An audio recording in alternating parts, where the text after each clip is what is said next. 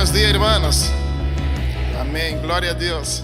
É um privilégio muito grande para mim estar aqui junto com vocês nesta manhã. E em primeiro lugar quero agradecer a esta igreja por suas orações, por o tempo que você tem dedicado ao Senhor, a orar por nós outros, como família, a la Índia.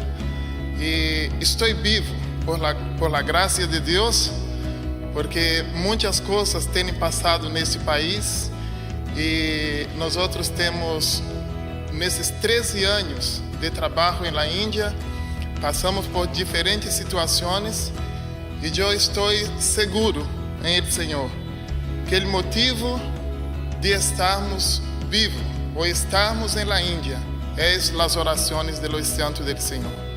Eu não tenho dúvida disso. O missionário que vai e a igreja que se queda orando, respaldando em oração, o Espírito do Senhor, Ele está junto.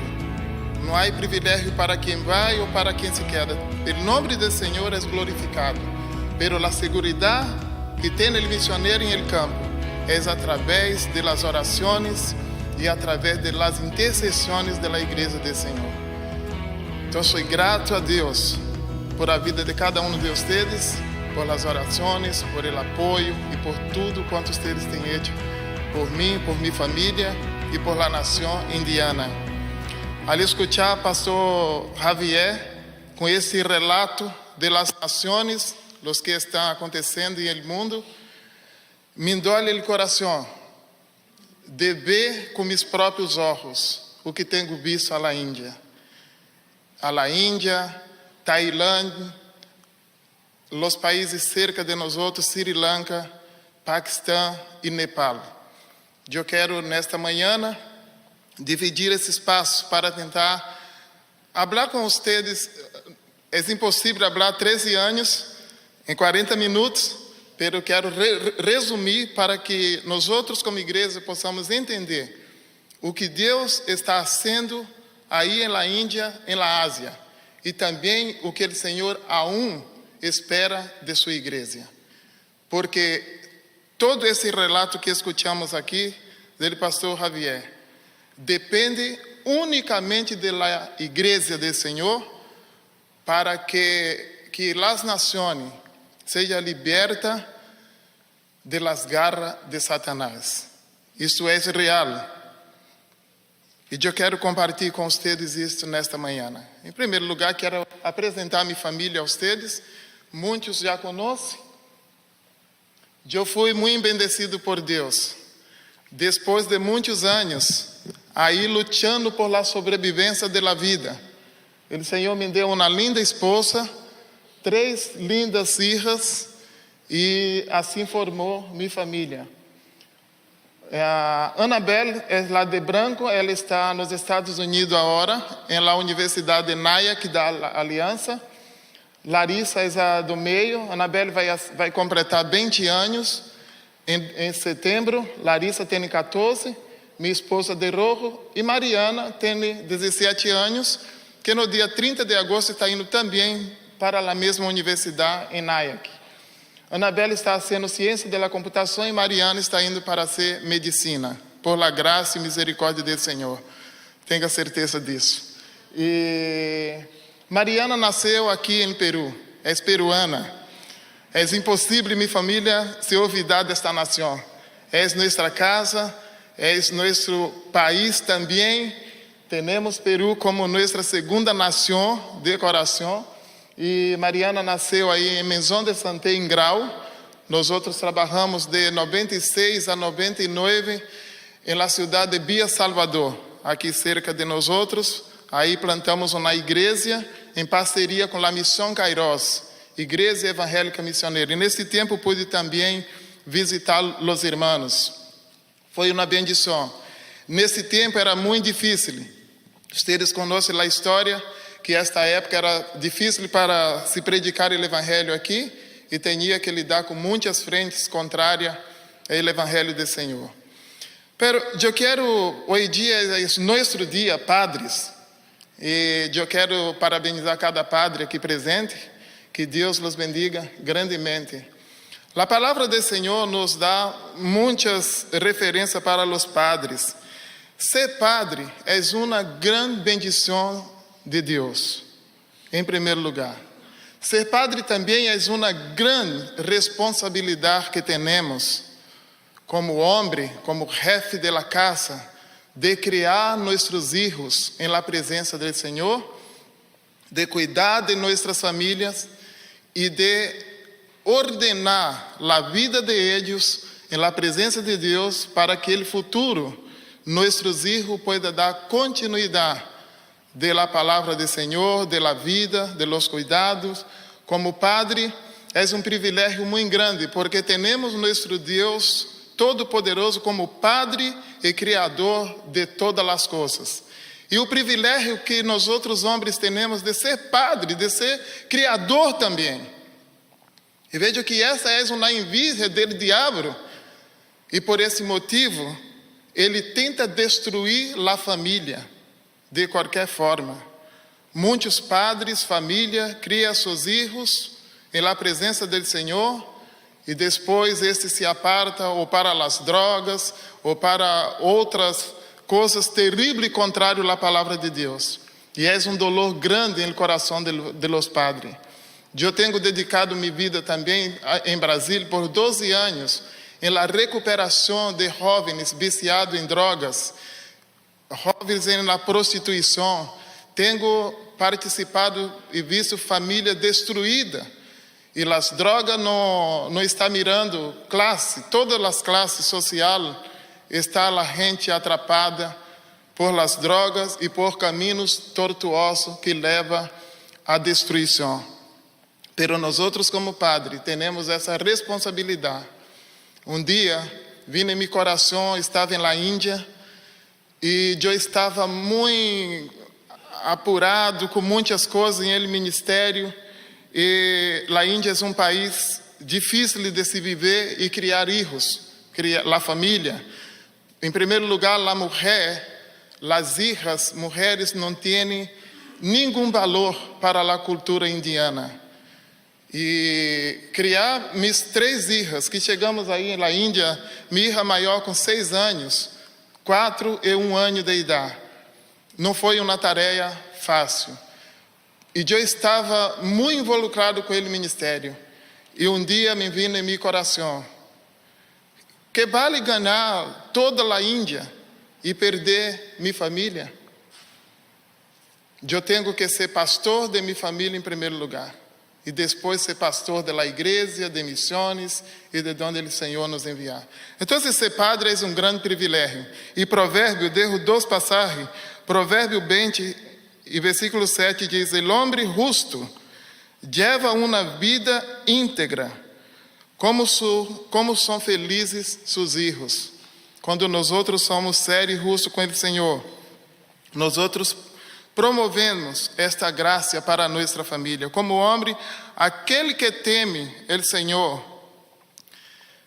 põe uma fortaleza segura, que é esse refúgio para seus filhos, para sua família. Então, ser padre é uma grande responsabilidade. Bendições a todos os padres e que o Senhor os bendiga, em nome de Jesus, a todos nós outros, não somente nesse dia, mas todos os dias de nossas vidas. Que o Senhor os bendiga. Hermano, a palavra do Senhor vino em meu coração quando eu estuve em um submundo, depois de minha família, meus padres, perder tudo que tinha em uma pequena cidade. Depois que os grandes homens em Brasil, na época de la cosecha de cacau, de las grandes plantações, na década de 60, meus padres perdeu toda sua terra, perdeu suas criações, tudo.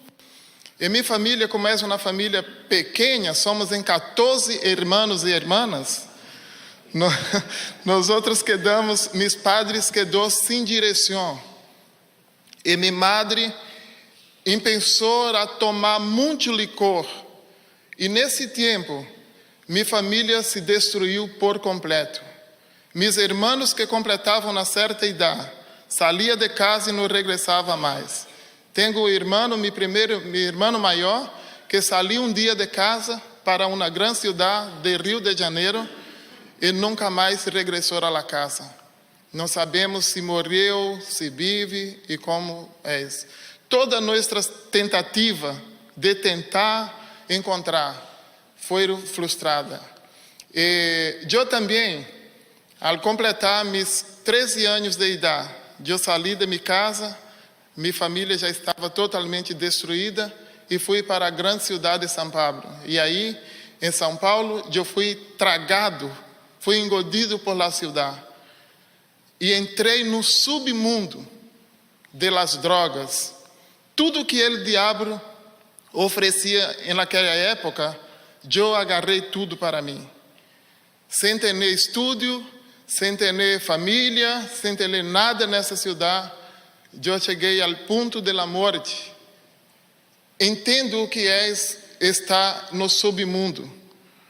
E desse lugar o Senhor Jesus Cristo me sacou. Desse lugar o Senhor vino a mim. E eu entreguei meu coração a Ele. Por muitos anos, depois que vim para o Senhor, tive grande oportunidade em minha vida. Me formei e trabalhava. Eu sou protético dentário. Tive meus laboratórios, tive empresa também de representação. Mas quando estava bem, eu deixei tudo para trás e abri para o Senhor. Eis-me aqui, Senhor. Eu quero estar te servindo. E entendi este chamado de Hechos 1:8. Al bajar sobre si el Espírito Santo, ustedes serão mis testigos em Jerusalém, Samaria, Judea e hasta los confines de la tierra. Eu entendi esse chamado para minha vida. E grato a Deus por Ele ter me dado uma oportunidade de revelar sua palavra a mim. Eu passei a entender o clamor das nações. É um texto que me chamou muito a atenção em minha vida. Está em Daniel 3. Acredito que todos nós conhecemos muito bem essa passagem. Que diz assim essa passagem: então, los arautos proclamaram a voz em cuero: a ustedes, pueblo, naciones e gente de toda a língua, se les ordena lo seguinte: tan pronto como escucha a música de la trompeta, de la flauta, cítaras, liras, arpa, zampoñas e outros instrumentos musicais, deverá inclinar-se e adorar a estátua de ouro que o rei Nabucodonosor ha mandado erigir, e todo ele que não se incline ante ela, será echado em um horno de fogo ardente. Eu entendi essa mensagem. O rei Nabucodonosor, quando echou essa estátua, ele invitou toda a gente importante para estar em sua inauguração.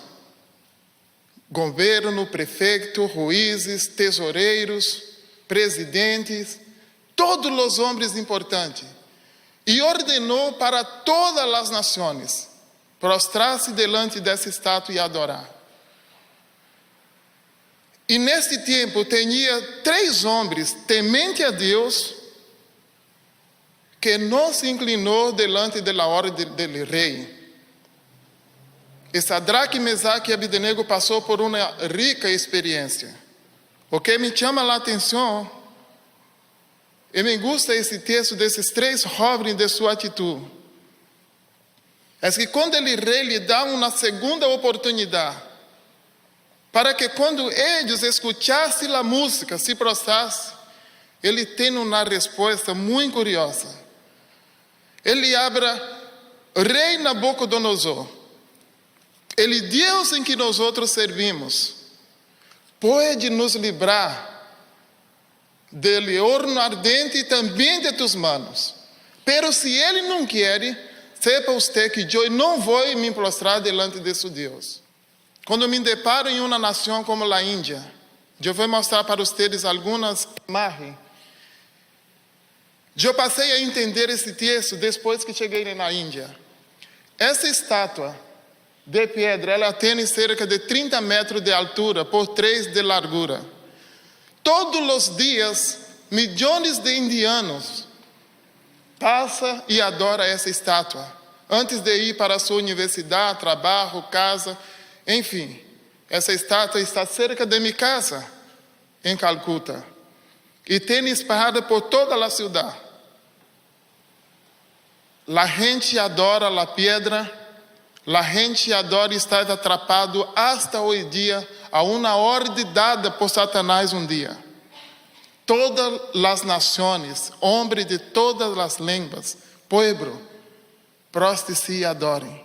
Em la Índia temos 1 bilhão e 300 milhões de pessoas. A Índia é 3 vezes menor em território se comparar com o Brasil. E 6 vezes e meia mais em população. São muita gente, todos os momentos, em qualquer sítio que você esteja. Ou durante o dia ou de noite. Para se ter uma ideia, em Brasil hoje nós temos 12 pessoas por quilômetro quadrado. E na Índia temos 10.000 por quilômetro quadrado. É muita gente. E esta gente está cega e atrapada em Satanás. A outra imagem mostra a Durga. Essa é uma deusa que é padroeira de toda a Índia. A história dessa deusa diz que um dia os espíritos mal veniam para destruir a terra. E ela saiu ao confronto com esses espíritos. E os outros deuses deram o poder para ela, para que combatesse com os espíritos mal. Por esse motivo, ela tem 10 braços, 5 de cada lado. Isso significa poderes que os outros deuses passaram para ela.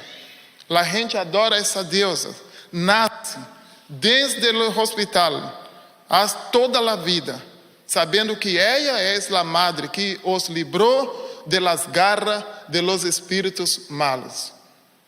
Como predicar para uma nação que está dentro de sua vida esta convicção? A outra imagem é a Kali, que é a padroeira de Calcuta.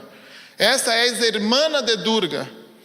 Quando Durga foi para a guerra e regressou, a Índia, todos os pueblos tinham um grande festival. E ela quedou muito enciumada por a irmã. A história abre que ela quedou enciumada e resolveu matar todos os homens. E quando saiu à noite, em el escuro, ela agarrou um cuchillo e o primeiro que ela encontrou em sua frente sacou o pescoço fora. E quando prendeu a luz, era seu esposo. E aí ela hecho essa cara. Então todos os indianos fazem esse susto quando vê imitando a Kali. A gente tem medo de ela, porque ela é uma deusa da morte.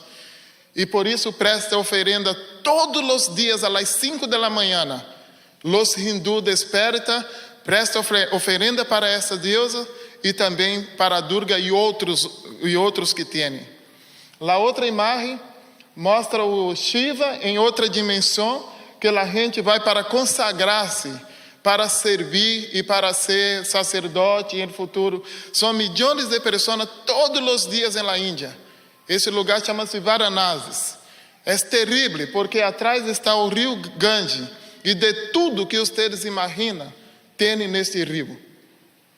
De corpo morto hasta resto de cadáver, de tudo há nesse sítio. A outra imagem, temos o Ganesh, que é o Deus da prosperidade. Todos os grandes, ricos, pobres, todas as classes sociais se prostram delante desse Deus também. E é impregnado em sua vida. É uma convicção e certeza que estes deuses vai dar solução para seus problemas. A outra imagem mostra os festivais. São quase 15 festivais por ano. São milhões de pessoas de todas as partes do mundo que frequentam. São mais de 2 milhões de pessoas que passam por la Índia, contando com os indianos, e adoram esses deuses de forma terrível. A outra imagem mostra o templo de Deus Ratón. É um templo grande, talvez maior que este, grande púlpito, que aí os sacerdotes se quedam nos púlpitos e põem essa bacia de leite, e a gente vem, as madres põem seus filhos cerca dessa bacia, pega esse leite e põe em sua boca também, para ser purificado por ele Deus Ratón. Há contraste muito grande, porque do lado da Índia, do lado de Maharashtra, Varanasi, onde está esse templo, eles adoram o Ratón. Do outro lado, Bihar, é uma outra cidade em norte de Índia, eles comem os ratones. Por la hambre que é tão grande, tudo que se move se passa cerca, menos a vaca, eles comem. Então, é contraste. De lado adora, de outro come. É terrível. A imagem seguinte mostra os rituais que muitas madres agarram seus filhos e consagram para os deuses. E quando há alguns problemas, elas levam para os sacerdotes a ser determinados rituais terríveis, que muitas vezes mata essas crianças, morre. É proibido por o governo indiano, pero isso está enraizado em la cultura.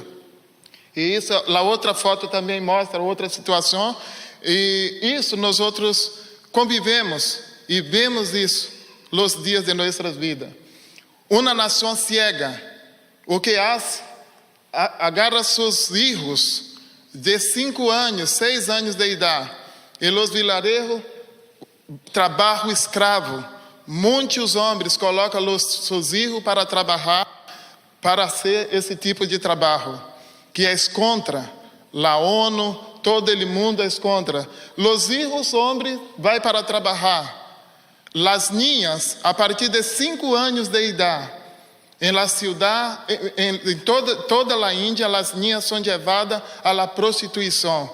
Muitas de elas são vendidas por seus padres. Muitos casos que nós outros conhecemos que são cambiadas por canastra de alimentação. Porque na Índia há o dote. Quando se casa, a família da mulher tem que pagar uma quantidade de dinheiro para a família do homem. Então, as hijas é prejuízo para a família. Nós outros temos pessoas que conhecemos aí cerquita de nós outros que abandonaram hijas em los hospitais. É normal abrir o periódico e ver foi abandonado um ninho em lá basura e em outras partes. Assim, e outras matam também seus filhos. Cerca de nossa casa, meia hora de nossa casa, há sítio, grande sítio, que tem cerca de 35.000 prostitutas e muitas niñas e muchachas de 5, 6, 7 anos de idade que são levadas a esses locais. Muitas de elas agarram sida, templano, e são echadas em la calle. É terrível e é doloroso para nós outros criar nossos filhos em el campo missioneiro.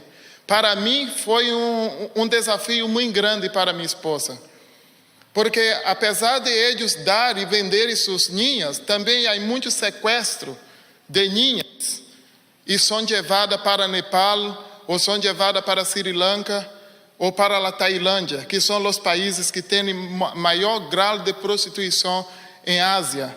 E assim cambia. Em nosso ministério, em nossa igreja na Índia, uma chica de 12 anos foi sequestrada. E para a glória do Senhor, depois de 3 meses, pedimos para que todas as igrejas orassem. E assim nós outros encontramos depois dessa ninha em Nepal, através de uma outra missão que trabalha aí. Foi milagre do Senhor. E essa ninha regressou a Calcuta, à igreja. Passamos essa experiência com gente bem cerca de nós outros. Na outra foto, quero apresentar esses 4 jovens, 4 pastores jovens. No primeiro ano, esses 4 jovens me invitaram, no primeiro ano na Índia, em 2003, me invitaram, venga em meu festival para que você esteja com nós outros aí em nossa festa. E quando eu fui, quando cheguei, me deparei com todos esses deuses. E eles falavam para mim, esse é meu Deus, e me apresentaram todos eles, me contavam, me ensinavam a sua história. Eu não abri nada nesse momento porque não tinha o que falar. Pero um ano depois, começamos a escola de futebol. E dando-me testemunho, despacito, hablando do amor de Cristo. Um ano depois, os quatro estavam glorificando o nome do Senhor Jesus Cristo, para a glória de Deus. E hoje dia são os quatro pastores que estão manejando o ministério em Calcuta. Estamos acá, pero eles estão aí trabalhando. Todos eles agora estão casados. Casaram com chicas que se converteram também com nós outros, foram discipulados por nós outros. Todos frequentaram 4 anos, 5 anos de seminário e hoje dia glorificam o nome do Senhor.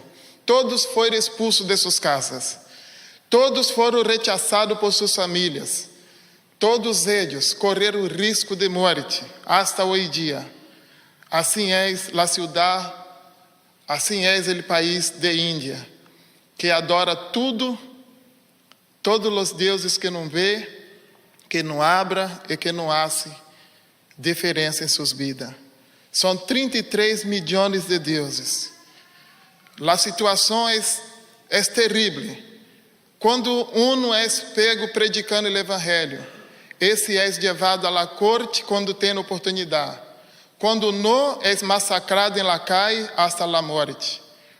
Em 2008, nós outros estávamos aí na Índia, quando começou um grande massacre para destruir o cristianismo na Índia. Um grupo de políticos determinou que tinha que acabar com todas as igrejas na Índia. E eles começaram na cidade de Orissa e foram barrando. A quinta cidade que iba seria a nossa, Calcuta. Nesse tempo, muitos missionários de outros países saíram da cidade e foram para outra parte da Índia, outros para a Tailândia. Nós outros continuamos porque já tinha nossa igreja. Pero foi um tempo de medo, foi um tempo de terror e sobrevivemos por las orações. Pero muitos de nossos irmãos não tiveram esse privilégio de sobreviver. E eu quero mostrar para vocês um vídeo da Índia de 2008, o que aconteceu. Uma coisa é nós outros contarmos aqui para vocês. Outra coisa é vocês assistir e ver com seus próprios olhos. Isso é realidade, isso não é sensacionalismo.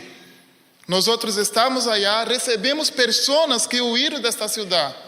E nós outros recebemos em nossa casa, na igreja, pastores que perderam sua igreja, perderam sua família, porque foram mortos em la igreja, foram queimados vivos, mulheres, ninhos, ninhas de toda a idade, pastores mortos, perderam sua cabeça frente à sua congregação. Alguns casos, eles cerravam as portas, matavam o pastor adelante. Porém, antes de fazer isso, eles abravam para a igreja e o pastor: tão somente você negue o nome de Jesus e não predique mais, e você estará livre. E quase todos os nossos irmãos preferiu perder a vida, pero confessou e confessa em nome do Senhor. Quero mostrar esse vídeo para vocês.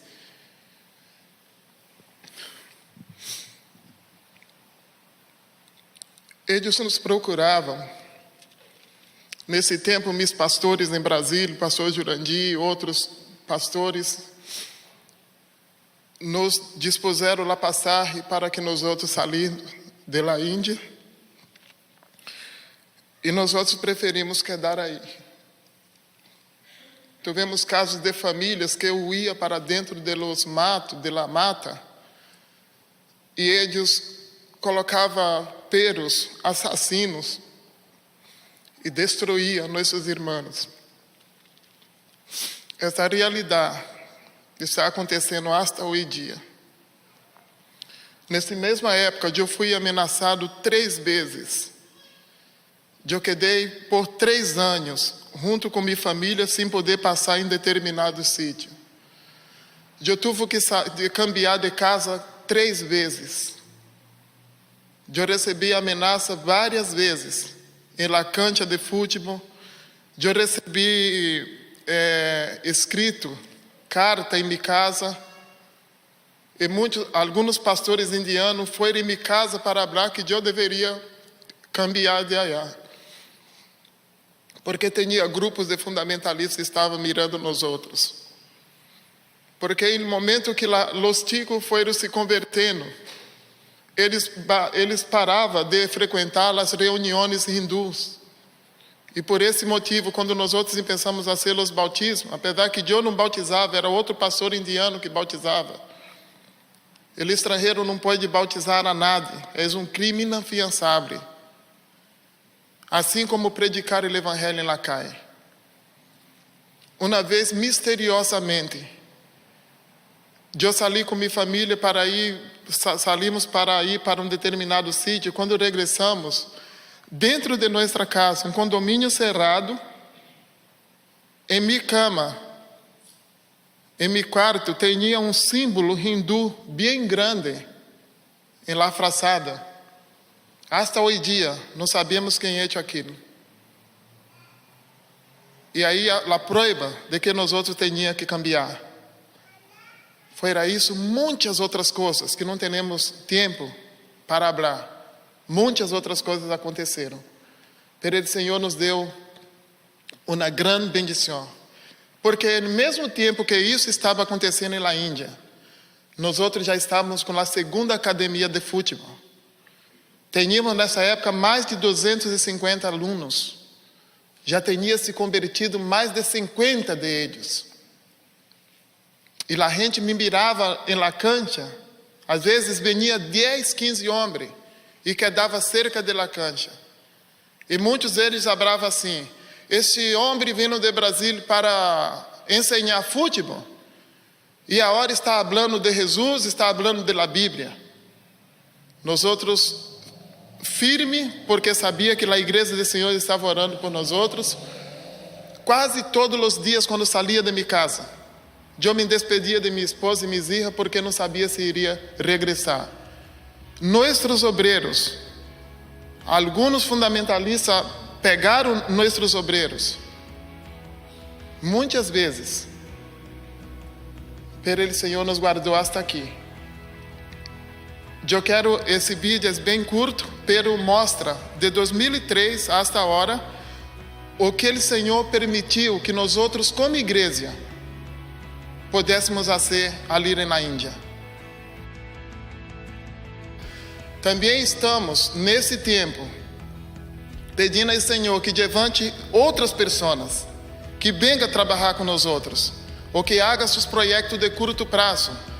Saca suas vacações, venha conhecer toda essa realidade e você vai ver, vai estar maravilhado dele poder e o amor do Senhor. Todas essas coisas acontecem porque um dia Deus abriu para Pablo, em capítulo 26 e verso 18 e 19, quando Deus abriu para Pablo: eu estou te chamando, ponga-te em pé. As coisas que tu viste que eu vou te mostrar, da hora para adelante, eu te envio para que você abra os olhos daqueles que estão cegos. E também predica a essa gente para que saia da escravidão de Satanás e venga para Deus. Deus abriu com Pablo o início da igreja em sua generação, pero Hechos 29 é a continuidade da igreja e nós outros fazemos parte dessa continuidade. Cada um de nós outros temos uma história para escrever na Bíblia e hoje essa geração é responsável por levar a palavra do Senhor Jesus Cristo a todas as nações. Me recorda bem quando Caim matou seu irmão Abel. Deus abriu para Caim: onde está este irmão? E Caim abre para o Senhor: sou eu, guardião de meu irmão? E essa palavra vem em meu coração muitas vezes. E Deus está falando hasta hoje dia para cada um de nós outros: onde estão nossos irmãos? Que para sobreviver está morrendo. Esta realidade Deus abre para cada um de nós outros nessa manhã. Onde estão tus irmãos? de Ásia, de Oriente Médio. São mais de 3 bilhões de pessoas que aún não teve oportunidade de escutar a palavra de Deus. Não tem sido fácil. Hasta aqui foi um caminho muito doloroso para mim e para minha família, principalmente para minhas ninhas, que foi apartada de seus amigos, de sua nação, de tudo que lhe gusta, e muitas vezes é muito doloroso para um padre quando ele não pode atender seus filhos. Vocês que são padres sabem do que eu estou falando. Muitas vezes minhas filhas queriam alguma coisa e eu não podia. Pero nós outros firmamos em oração de abrir para elas e ensinar. Vamos orar. Um dia o Senhor vai nos dar. E através desta palavra, através desta realidade, criamos nossas filhas na presença do Senhor. Todas elas, hoje, em seu coração, elas não anseiam nada mais deste mundo. Elas querem servir ao Senhor. E isso alegra meu coração. Peço a cada um de vocês que continue orando por nós outros. Continue junto com nós outros nessa jornada, para que possamos chegar a aquele fim, a que o Senhor venga. E nós outros podemos, junto com a igreja, aqueles que estão aqui, aqueles que vão, pero juntos nós outros possamos levar essa palavra àqueles que não têm oportunidade. Muitas graças por essa oportunidade, Pastor Javier. Muitas graças a cada um de vocês por essa oportunidade, por a paciência de escutar um portunhol. Pero Deus traduz em nosso coração, o Espírito traduz em nosso coração a verdadeira mensagem. Deus los bendiga em nome de Jesus. Muitas graças.